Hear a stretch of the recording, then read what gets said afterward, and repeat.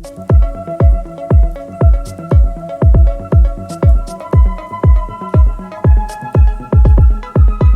Kara Welke with Next Level Occupational Therapy. One thing that we do in our Next Level Occupational Therapy platform is we help therapists start, build, and grow their businesses. We are super excited to announce that we're able to provide an awesome discount for those of you in our Therapy Business Builder program that want to do home modifications, do home safety assessments. So we're collaborating with Home for Life, and you're able to get their assessment, which is pretty dang awesome, at a very reduced cost in order to help you grow your home safety business, but also provide the best results in an awesome tool. So check out this video from Carolyn, the creator of Home for Life, where she talks about assessment versus observation.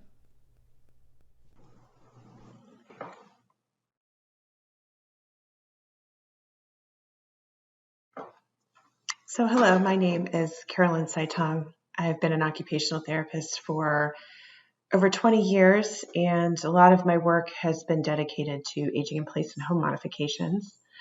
So the title of my presentation is Assessment versus Observation in Occupational Therapy, Home Modification specifically. Our future is in your documentation. For those of you who know me, I've spoken a lot in this area of practice.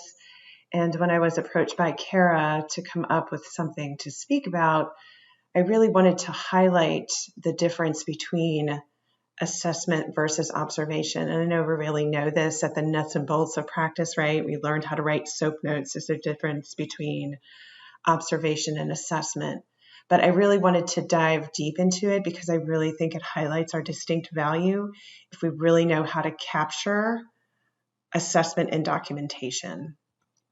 So the learning objectives for this are to understand the difference between observation and assessment in OT home modification practices, to learn how to advance current home assessment procedures with OT's distinct value and evidence-based and best practices, and then to gain knowledge in OT home assessment tools. What do I use, when, and where, and how they should be implemented.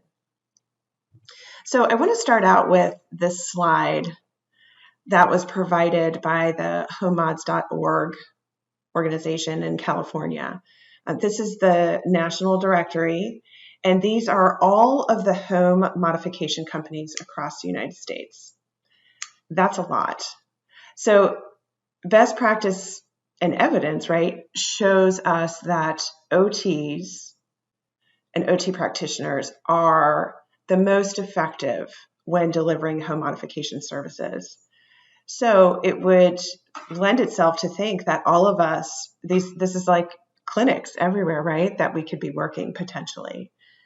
I just thought it gave a really good visual of the opportunity that we have in home modification practice and to understand what our role is in occupational therapy, home modification practices. But I really want to highlight our value. And so that's going to take us into looking at our value, what our role is, and looking at the history of occupational therapy. So we're going to take a little step back and think about who we are as a profession and what we are called to as practitioners in this area of practice. So the state of home assessment services is challenging, right? The truth is we do a horrible job at showing and proving our distinct value in any practice setting.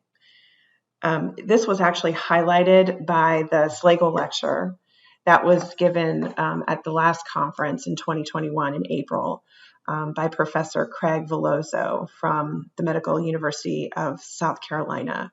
He talked about assessment and measurement and started off his Slagle lecture by pointing out how challenging it is for practitioners to measure what they're seeing and to really assess what they're seeing. And he talked about why that is and kind of gave some inspirational stories on how to relook at assessment and measurement. Leedy and Christ in 2015 gave us a closer look at the descriptives of home assessment practice for occupational therapists. And I have all my resources that you guys can look at if you want to look at these studies more closely.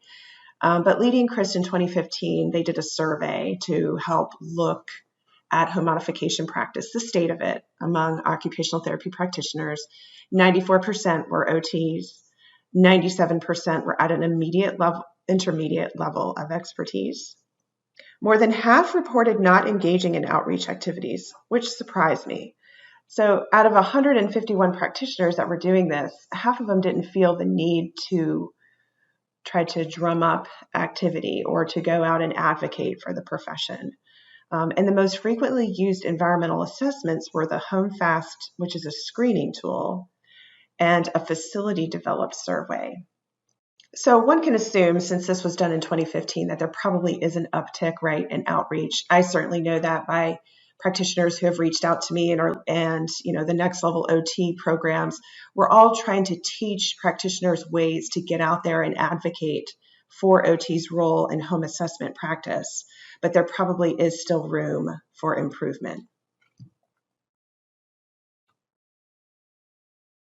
So again, let's delve into our history. So one of the founding fathers of occupational therapy, Adolf Meyer, was a philosopher, and he did a lot of writing on what occupational therapy is, right? Because as the founders, they were really trying to define what we do. And it's funny that 100 years later, we still have trouble defining what we do, but nonetheless, we're going to tackle it today. So getting back to what he wrote, and he talked about our role consists in giving opportunities rather than prescriptions. Isn't that beautiful? Our role consists of giving opportunities rather than prescriptions. And when we think about the environment and home modifications and assessing for dysfunction, this really speaks to what our role is, because we're always looking at ways that the environment can inspire occupational performance, right? We don't just want to list everything wrong with the home. There's a why behind it, right? We do give recommendations, but the why is what is so brilliant behind our thinking and behind our role in this area of practice, and really one of the things that I want to highlight during this presentation. So it is not a question of specific prescriptions, but of opportunities. And is that the truth, right? We walk into a home and we see opportunity. Other people see hazards. Other people see, leaks in a roof, right? Cracks in a foundation. Everybody has a different way of looking at something. I think we look at those as well, but we really are looking at the opportunities for people. So in this presentation, what I really want to do is to assess our own assessment process. And I really want to inspire you as practitioners to deliver best practice, because there is so much to gain when we understand habits and routines, and when we can highlight what we're looking at, it really helps to showcase our distinct value. And really the time is now. So we know what we do. Let's think about why we do it. What inspires us to be so passionate about this new area of practice? What inspires us to spend the money that it's going to take to learn to be a business owner in this area of practice? What inspires us to learn, to seek out more information, to seek mentorship, to try new things? I think a lot of it has to do with some of the documents that have been presented. I think it also has to do with the theories that we learned about in school. And what I want to do is re-engage your understanding of why you do what you do. Because I think once you understand that, even though you already know it, I want to highlight it so that you can remember it and become inspired by it. So I want to talk about three things. The Vision 2025 that AOTA presented for all of us, it's our own vision, right, that we share collectively as an organization of practitioners. Our OT philosophical base, which is documented in an official document of AOTA. I'm just going to take a little highlight of that. And then our practice theories. what causes us to see the way that we do, right? We all talk about an occupational therapy lens that we see through. I think our lens is like a high definition lens. When we put through our theories and our understanding of why we do what we do, we see things totally different, but we have to be able to document it correctly so that we can show our value. So the Vision 2025, very simple. Occupational therapy maximizes health, well-being, and quality of life for all people, populations, and communities through effective solutions that facilitate participation in everyday living. So what are effective solutions? How do we know? How do you know that your solution is effective? How do you measure that? The philosophical base of occupational therapy, it's a little bit longer of a document, but the first paragraph is the one I love the most. Occupations are activities that bring meaning to the daily lives of individuals, families, communities, and populations, and enable them to participate in society. All individuals have an innate need and right to engage in meaningful occupations throughout their lives. Participation in these occupations influences their development, health, and well-being across the lifespan. Thus, participation, or we can even say opportunities, in meaningful occupations is a determinant of health. And I just want to underline that. It's a determinant of health and leads to adaptation. So we have to be able to link that the home is an actual determinant of health, right? When we think about what we're doing to the home, we're changing it, we're modifying it, we're offering solutions to that built environment because we see it as a determinant of health. It's not giving the opportunity.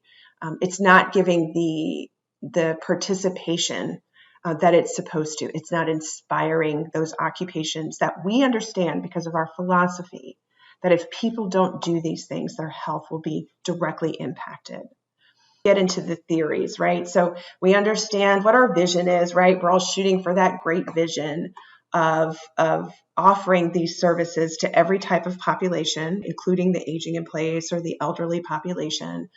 And then we think about our philosophy. Occupation means health, engaging in environments that inspire occupation equal health. And then we think about our theories.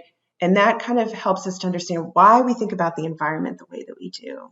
So there's two theories that I just want to reflect on that I think really capture what we do in a home mods practice. And that is the ecology of human performance.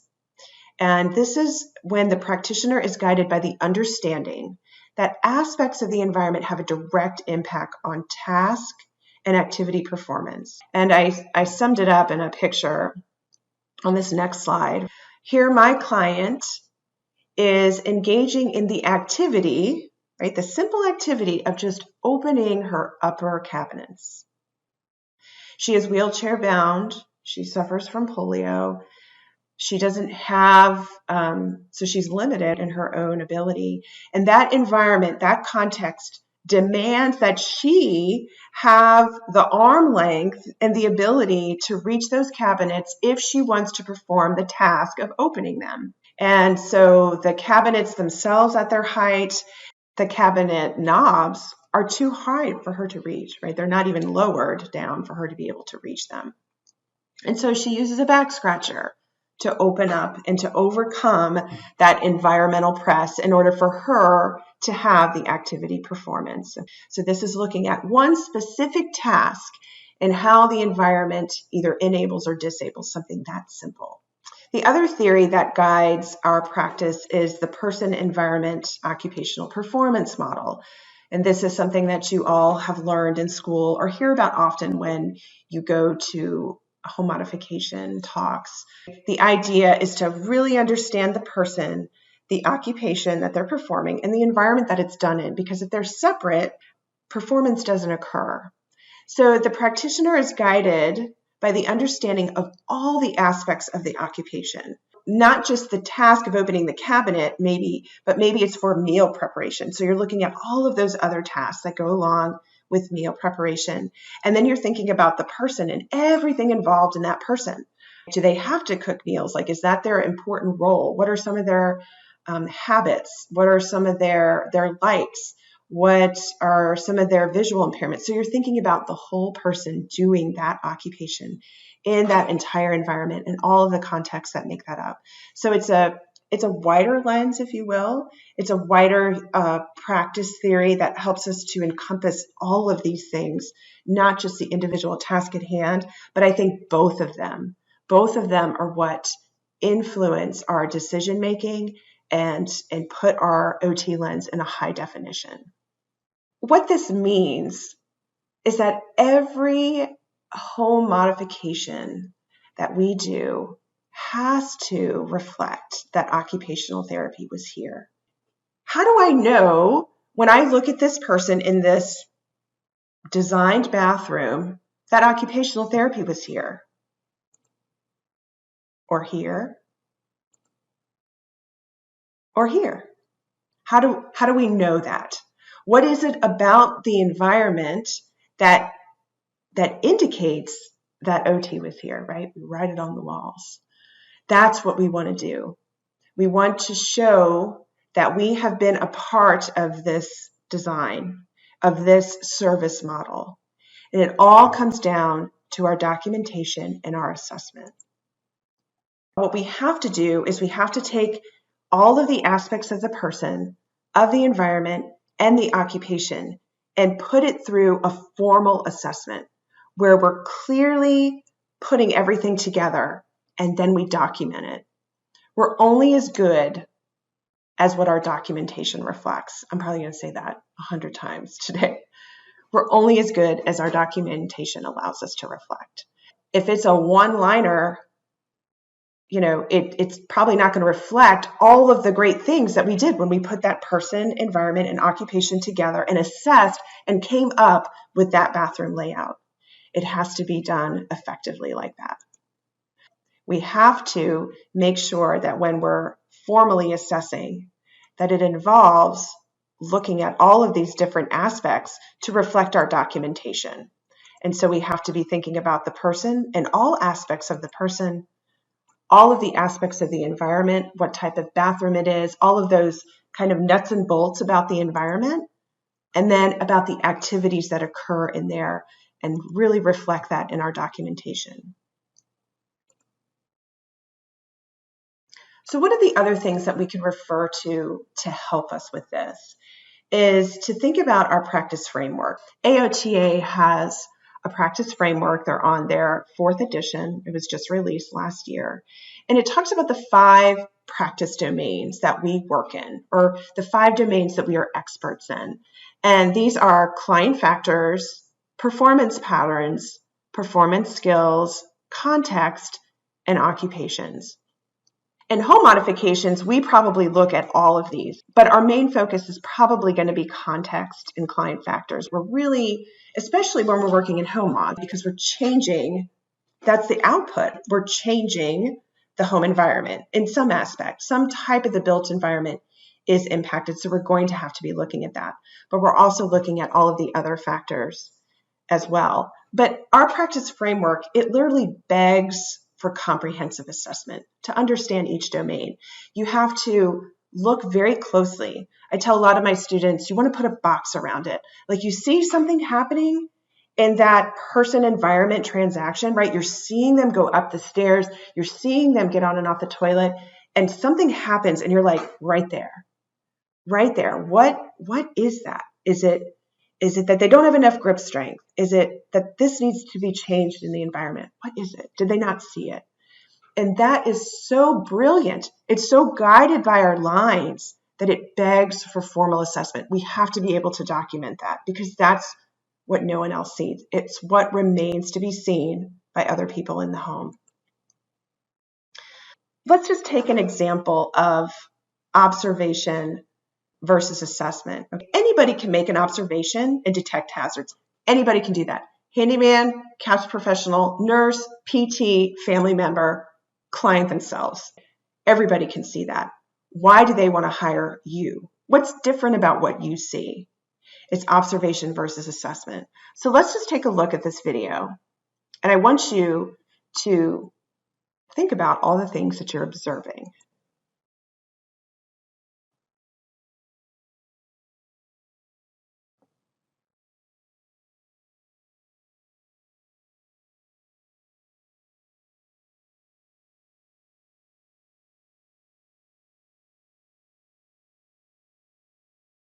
So observations, what did you see? You probably saw things like they use a wheelchair. There's hard to reach knobs on the oven.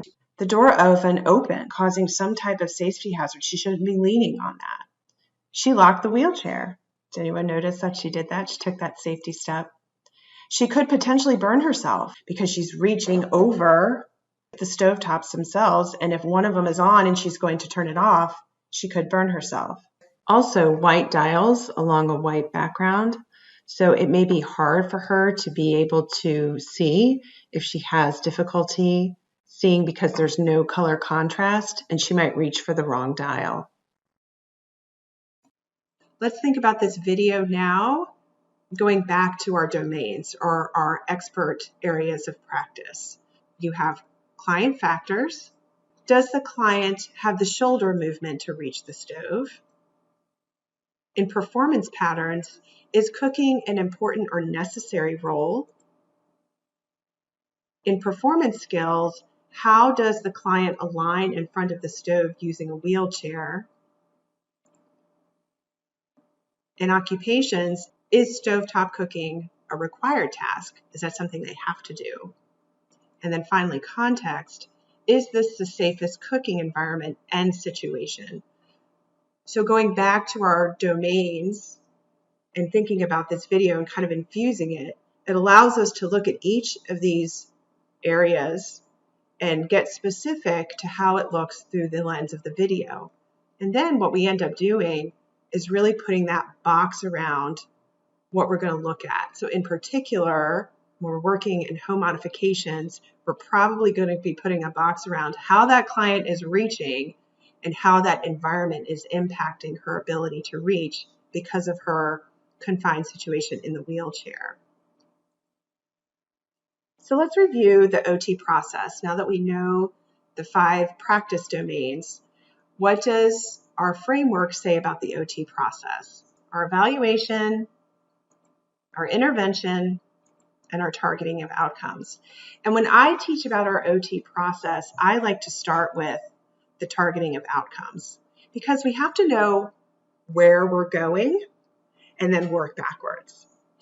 If we think about in home modifications, we're going to be modifying the home environment for what? For increased participation, for increased independence, for increased safety. Once we know that targeted outcome, we can start to work backwards and think about, okay, how are we going to do that? In home modifications, practitioners primarily assess the built environment. Why? Because the primary intervention is the environmental modification at hand. So framework outcomes, there are several that are named: the participation, prevention, and role competence. In our home mods outcomes, these translate participation in whatever activity they're doing, but prevention is really focused around safety, and role competence goes along with accessibility because they want to have access to certain activities that allow them in that role. So if we think of homemaker, we would have accessibility to the kitchen so they could do meal preparation so they feel competent in that role as a homemaker. In regards to safety, we may be wanting to prevent falls, so we're looking through the home for safety in order to prevent falls or anything bad that would occur. So you see how the framework outcomes, which are listed in the practice framework, and how they really translate over very nicely into home mods outcomes. And again, in home modifications, it's usually exclusive to the context or the built environment because that's what our intervention is going to reflect. So let's take a closer look at that.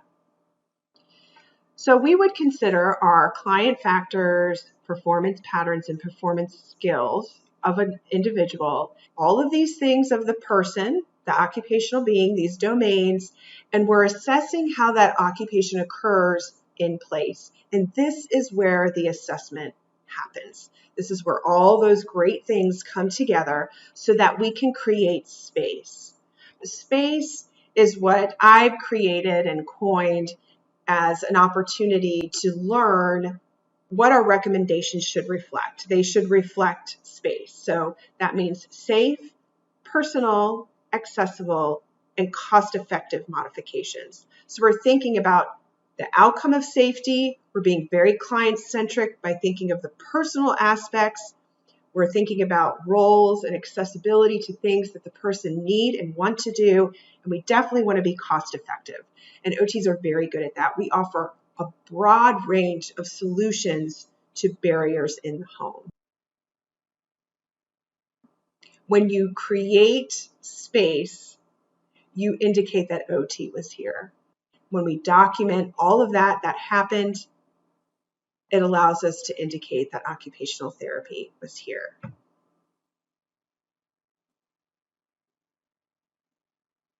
So here's another example.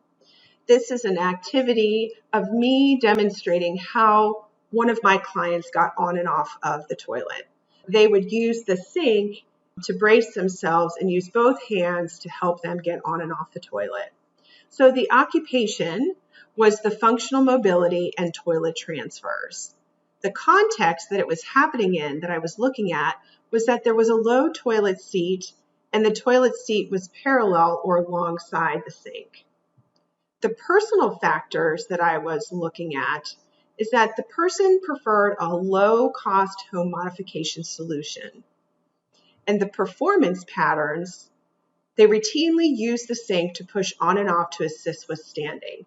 These are all the domains that I quickly assessed just by watching this person get on and off the toilet. All of these amazing things happened. All of these domains were touched on just by looking at this person do this task. My outcomes are going to be safety in the bathroom and participation in this toilet transfer, because I know that's what my outcome is going to be. And my intervention is going to be a home modification. I have to have a formal assessment that takes into consideration these domains and documents and measures all of these things that are happening. I want my intervention of home modifications to be reflected in the assessment that I'm going to conduct. I use a web-based home assessment that allows me to take all of this information here and quantify it. I want to be able to measure pre and post to show that my intervention was effective.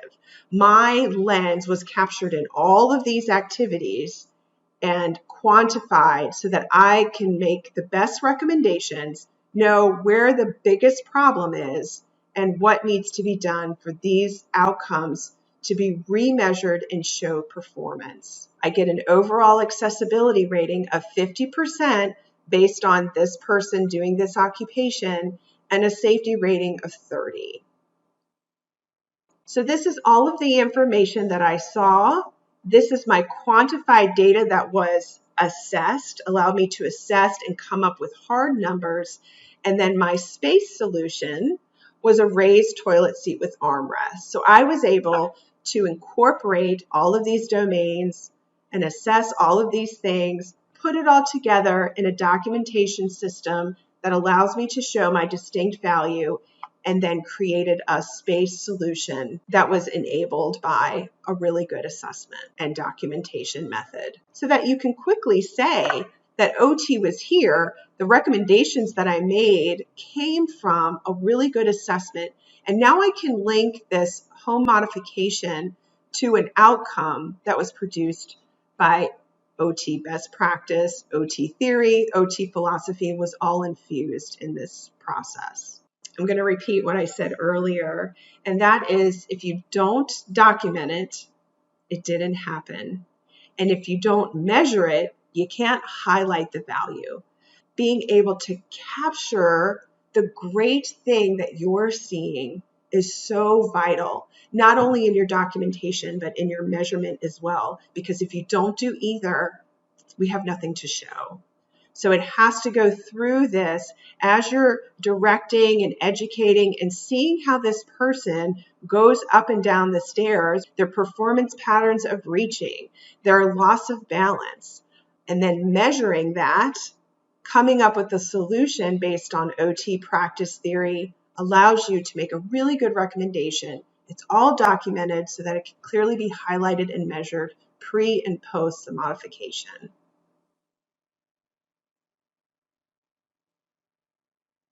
So what are our own barriers to function?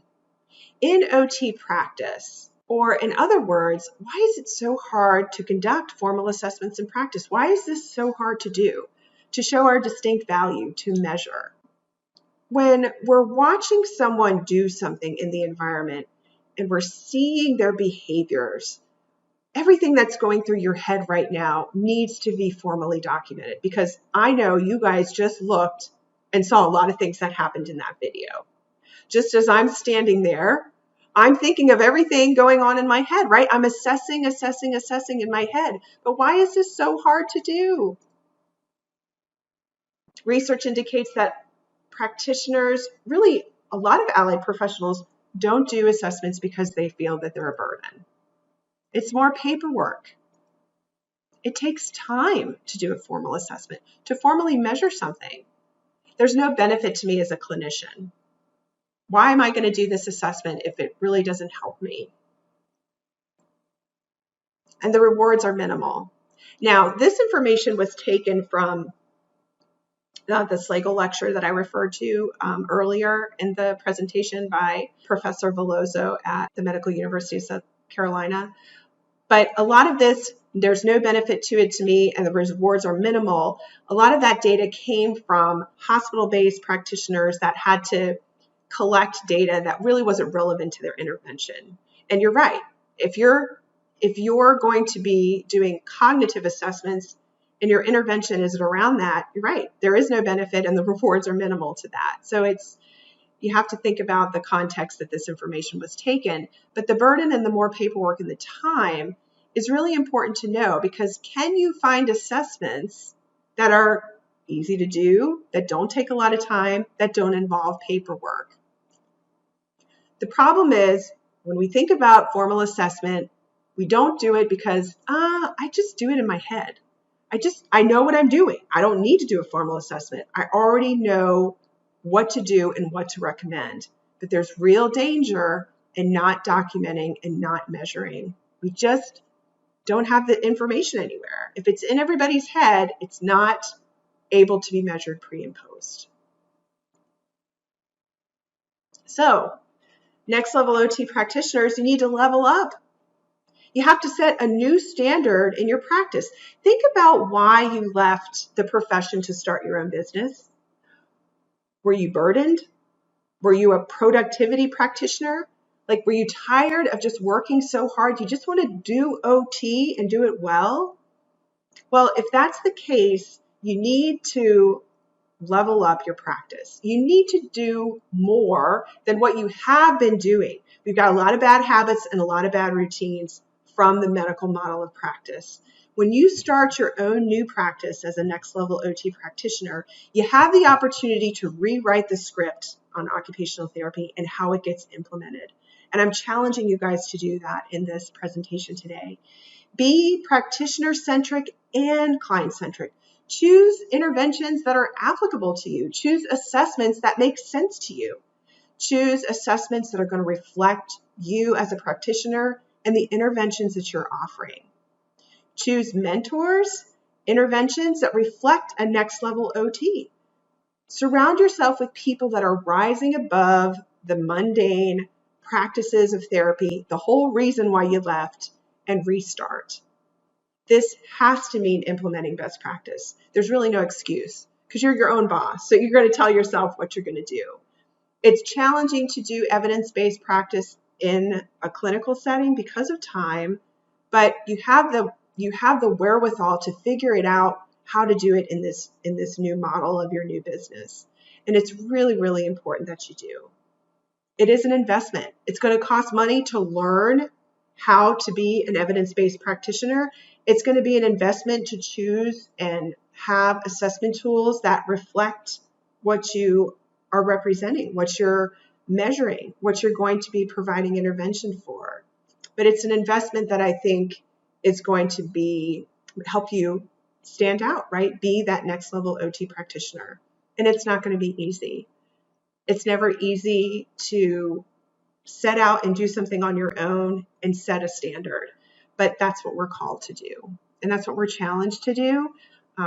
Kara, I think, has done a great job at inspiring people to to rise to this occasion and to rise to this call as you set out to set the new standard in occupational therapy. Assess your own company's home assessment process. What are you guys doing? What are you using for your home assessment? Does it reflect best practice? Is it all in your head? Because you have to make sure you're different from everybody else in a home modification community practice setting. There are tons of people staking claim in this area of practice. True Blue is a handyman service that partnered with Right at Home. It's a private home care industry where they have these handymen come in and they're doing assessments, they're doing inventories, they're doing checklists and replacing what you guys do best. Same with ACE Handyman Services. This is a newer service. I mean, we've seen this reflected in Home Depot and Lowe's, but now handymen through ACE Hardware are setting up little franchises everywhere to meet the needs. And so what are we going to do about it? The challenge is in our documentation and assessment and proving. You have to prove that your intervention is more effective. I guarantee you these guys are not using formal assessments where they're measuring pre and post home modification. So we want to highlight the brilliance. If you are using a tool that is mostly observation, cracks in the foundation, are handrails present on any one side of the stairs, is the bathroom missing a roll-in shower, is the toilet paper poorly positioned for the client? If in your process you're answering mostly yes or no questions, you're not doing an assessment. It has to be performance-based where you're putting all of those things together. So we really just want to highlight the brilliance of the assessment. You want to use performance-based measures. You want to measure what you are intending to measure. If you're partnering with a handyman or a CAPS professional or a contractor and your output and some of the things that you're doing is durable medical equipment, grab bar installation, you have to be measuring that somehow in the built environment because that's what your intervention is. So you have to have an assessment that reflects that. It has to be relevant to your OT service. Outcomes that reflect changes help to address the environmental construct that you're looking at, and it helps you to communicate where to start. So if you're in the bathroom and then you're in the master bedroom and then you're in the stairway, which one do we address first? If you have quantitative measurement for each room and you know that your stairway has a 20% safety rating and your bathroom has a 50% safety rating, maybe you address the stairs. If you have poor accessibility in one area versus another, it helps to guide you on where you need to perform your intervention so that you can measure your success. So how do you select the best formal assessment? There's lots of writing on this. All of the information that I'm presenting to you is very standard.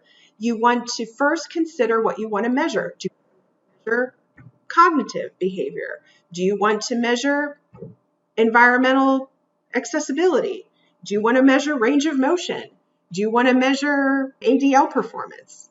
Either one of these, whatever you're going to be measuring, you have to have an intervention for, or what's the point of really measuring it? So make sure it's part of your scope of work. You want to consider the reliability, meaning if you do it and somebody else does it on the same person, are you going to get the same data? You want to ensure it reflects the outcomes you're intending to measure. And you want it to respond to the intervention that you're providing, which I've already alluded to. Clinical utility. So the people who are like, it takes too much time, or it's really hard for me to implement, or I don't like using paper or pencil, then you need to think about the clinical utility of the tool you're choosing. Is the tool paper-based? Is it more of a checklist? How long is it going to take you to do? Most of the formal assessments will give you that information so that you know whether or not it can be implemented. Is the assessment something that you can bill for? Does it take you through a performance-based opportunity where as you're seeing somebody do something, you can bill for that because you're educating them? Checklists likely don't facilitate that. So these are all the things that you need to consider when you're selecting the best formal assessment. And assessments can be found through AOTA's website, Asher's assessment book that gets published every 5 years, talking about all the different assessments. You can choose the subject you want to look at and find a good measure. In the home modification practice, you really want to rise to stand out from the competition. There are several people that are staking claim in this. You have the physical therapist, you have the CAPS professional. We want OT to stand out. We want OT to be the go-to. And this is going to be challenging, guys, because there's not enough OTs to meet this demand when it eventually gets so big. But we do want to be the profession of choice. And so it starts with our measurement and documentation.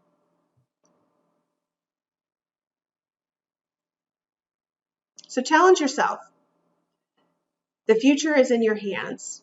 Develop a great service model that really highlights and measures your role in home modifications. And the crucial role that makes you stand out from any other person is when you move from documenting observations to documenting assessment measures. That's what's going to stand out. A handyman will not be able to do a performance-based measurement. A PT will not be able to understand how OT theory directs your assessment process. Using these tools really indicate that occupational therapy was here. Hi, friends. I just wanted to thank you for participating in this summit and for attending my course. I'm sorry I couldn't be live to be with you and to answer any questions, but you can certainly email me and ask me any questions that you have about this presentation. I'm very, very passionate about showing our distinct value with our documentation and assessment processes. Again, I'm sorry I couldn't be with you. I'm actually in the Dominican Republic celebrating that my battle with cancer is over. It's a great feeling, and I'm glad to be with you all, kind of back in the game. And I appreciate Kara inviting me to come and speak with you. But please email me any questions that you have, or if you'd like to see any of the resources that I had and want access to some of those articles, I'm happy to share those as well. So take care, everybody. Thanks for the great work that you're doing to help advance our profession.